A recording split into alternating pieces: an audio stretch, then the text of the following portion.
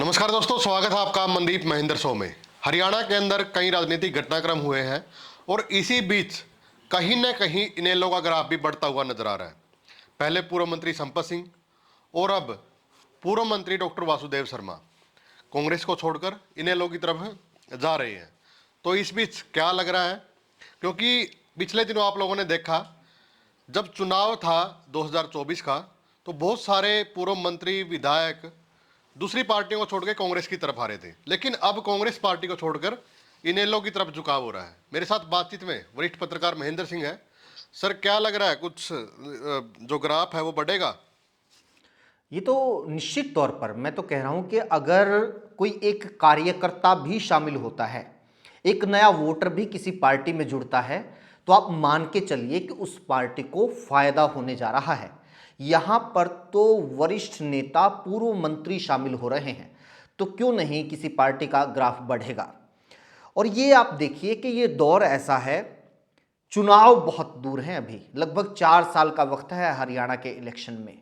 इस दौर में अगर पलायन हो रहा है तो ये बड़ी अचीवमेंट आप कह सकते हैं आईएनएलडी के लिए, क्योंकि एक तरह से विपक्ष की निष्क्रियता हम देख रहे हैं। और होता भी है, जब चुनाव दूर होते हैं तो राजनीतिक गतिविधियां थोड़ी ठंडी पड़ जाती हैं। लेकिन इनेलो ने पहले वो रोहतक वाली रैली, फिर उसके बाद संपत सिंह की वापसी और अब एक और पूर्व मंत्री का इनेलो की तरफ जाना हरियाणा की राजनीति में हलचल मचाए रखी है इनेलो की तरफ से। अब यहां पर दो चीजें हैं, एक तो इनेलो को फायदा होना ये तय है ऐसी ज्वाइनिंग से, दूसरा कांग्रेस को नुकसान होना ये तय है इस तरह के पलायन से। और ये नुकसान छोटा नहीं है, ये बहुत बड़ा नुकसान है। पता है क्यों? क्योंकि इस बार जो 2024 का विधानसभा चुनाव या लोकसभा चुनाव भी आप देख लीजिए, ये बिल्कुल neck to neck Congress versus BJP था। और आमने सामने की टक्कर में विधानसभा चुनाव में सिर्फ 0.5% वोट का फर्क था। और इस फर्क का नतीजा ये रहा कि बीजेपी पूर्ण बहुमत के साथ सत्ता में है और कांग्रेस 37 सीटों के साथ विपक्ष में बैठी है, 0.5% वोट। अगर इसमें से भी कांग्रेस घटती है तो आप देखिए कि ये 0.5% कितनी वोटों का अंतर डाल सकता है। और अगर उसमें से घटी तो फिर ये 37 से नीचे आने में भी वक्त नहीं लगेगा। और ये बात सभी मानकर चल रहे हैं कि जितना इनेलो ऊपर चढ़ेगी, जितना इनेलो का ग्राफ बढ़ेगा, कांग्रेस को उतना ही नुकसान होगा। क्योंकि बीजेपी का एक वोट बैंक है, वो बंधा हुआ माना जाता है। विपरीत से विपरीत परिस्थितियों में हमने देखा, इस बार का चुनाव तो उसका एग्जाम्पल है कि इन परिस्थितियों में भी जो बीजेपी का पैठ वोट बैंक है उसने उसका साथ नहीं छोड़ा। बीजेपी का वोट बैंक यूं का यूं, चाहे कैंडिडेट कोई हो, हल्का कोई हो, मुख्यमंत्री का चेहरा कोई हो, वो वोट जो जिधर पड़ना था वो वोट कमल के निशान के ऊपर पड़ा। लेकिन बिखर गया किसका वोट बैंक? बिखर गया कांग्रेस का वोट बैंक, बिखर गई इनेलो। उसका फायदा बीजेपी को हुआ। और अब इनेलो का कुनबा वापस जुड़ रहा है। पुराने धुरंधर, ये भी पूर्व में इनेलो में रहे हैं, लोकदल में रहे हैं ये पूर्व में, मतलब इनकी भी एक तरह से घर वापसी कहा जा सकता है इसको, डॉक्टर वासुदेव शर्मा की भी। अगर इस तरह से वरिष्ठ नेता अलग अलग हलकों के ये वापसी करने लगे तो आप देखिए इनेलो तो हरियाणा की जड़ों से जुड़ी हुई पार्टी है, इसको उठने में वक्त नहीं लगेगा। मनदीप जी। जी सर, जैसे रैलियां हम देख रहे थे पीछे, जैसे कांग्रेस की रैलियां या फिर चुनाव के दौरान जो कांग्रेस लगातार जा रही थी, प्रचार कर रही थी, तो एक बोलने वाला वोट बैंक था। तो ये कह रहे थे कि ये सारा का सारा जो बोलने वाला वोट बैंक है वो कांग्रेस का नहीं है, ये इनेलो का वोट बैंक कांग्रेस में आया है। तो क्या बिल्कुल ये, सही कहा आपने। जी, क्या ये वापस जा सकता है इनेलो की तरफ? क्यों नहीं? क्योंकि देखो, इनेलो का है ना पॉलिटिकल कल्चर बिल्कुल अलग है, कांग्रेस का पॉलिटिकल कल्चर बिल्कुल अलग है, बीजेपी का अलग है। और अगर सिमिलैरिटी कहीं मिलेगी ना आपको, तो वो जो कांग्रेस का पुराना कल्चर था और बीजेपी का जो आज का कल्चर है वो मैच होता हुआ मिल जाएगा आपको। इनेलो का कल्चर बिल्कुल अलग तरह का है। ये एक रीजनल पार्टी है। रीजनल पार्टी में जिस तरह के नेता, जिस तरह के कार्यकर्ता और जिस तरह की पकड़ होती है वो अलग होती है। एग्रेशन अलग होता है, इश्यूज अलग होते हैं।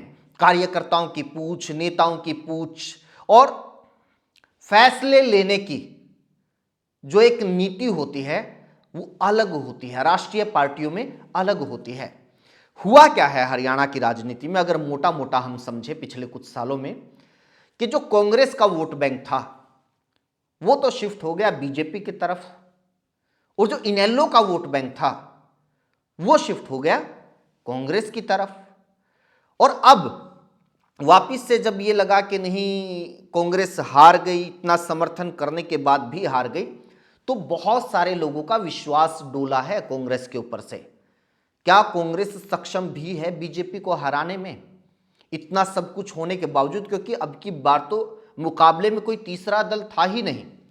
जबकि मैं बार बार ये मान के चलता हूं कि लोकतंत्र में अगर एक पार्टी सिस्टम लागू हो रहा है कहीं भी पूरे देश में किसी स्टेट में, तो वो भी लोकतंत्र का तकाजा नहीं है, वो लोकतंत्र के लिए सही नहीं है। और अगर टू पार्टी सिस्टम भी लागू हो रहा है वो भी गलत है।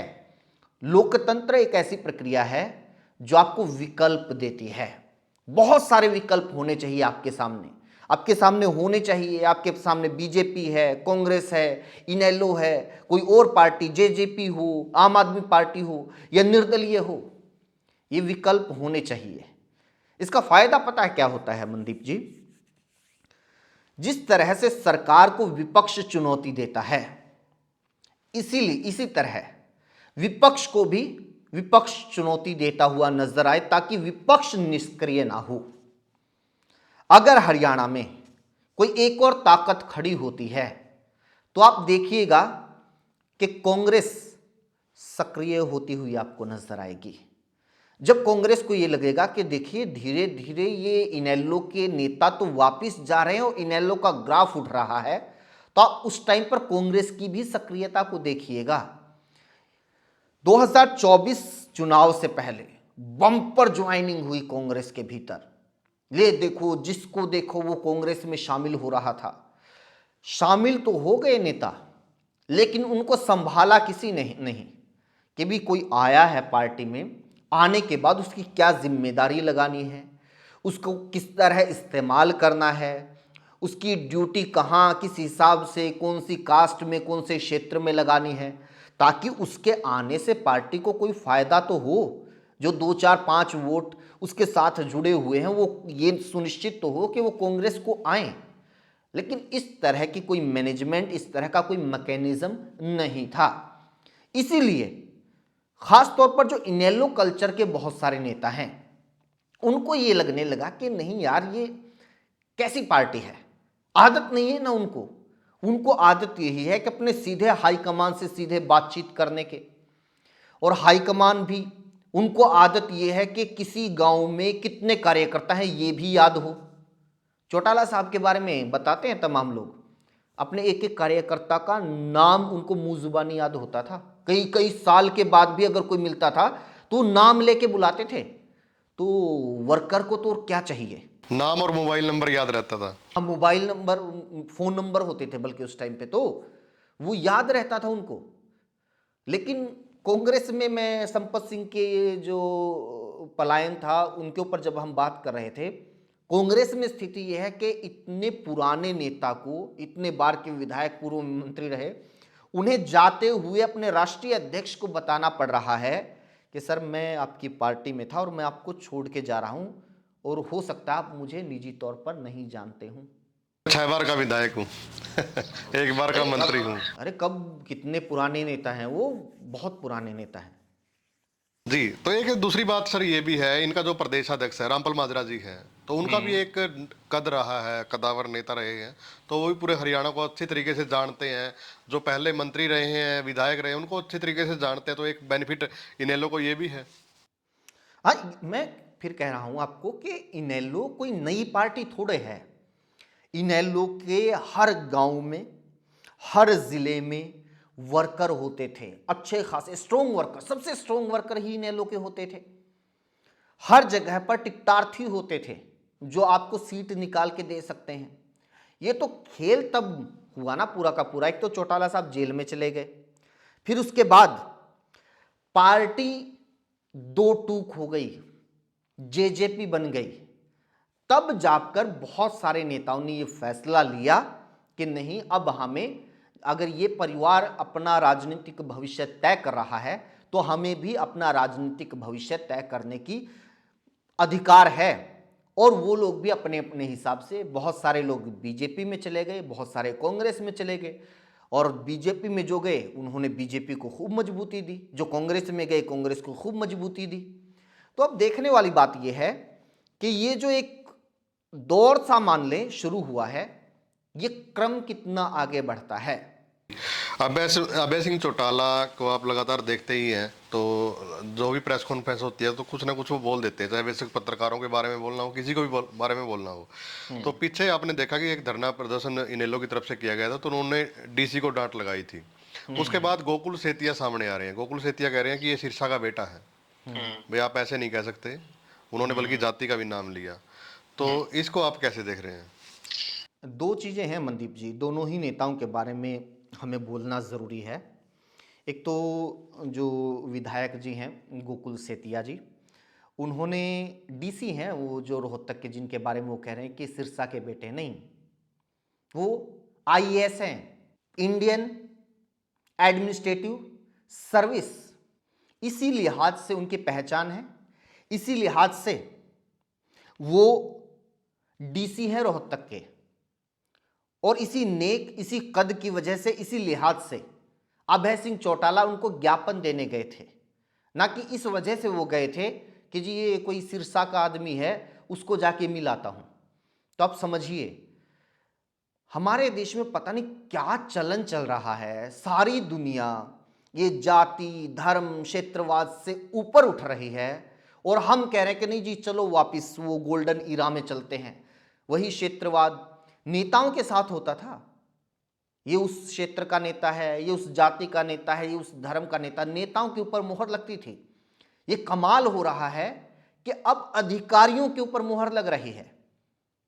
क्या अब रोहतक का कोई आदमी कोई शिकायत नहीं कर सकता कि जी नहीं वो तो फिर सिरसा के वाले बुरा मान जाएंगे, मैं शिकायत नहीं कर सकता डीसी साहब से? तो आप समझिए गोकुल सेतिया जी, आप समझिए, आप बिल्कुल सिरसा का प्रतिनिधित्व करते हैं, आप वहां के विधायक हैं, क्योंकि उस पर्टिकुलर एक एरिया, एक सीट के लोगों ने आपको चुन के भेजा है।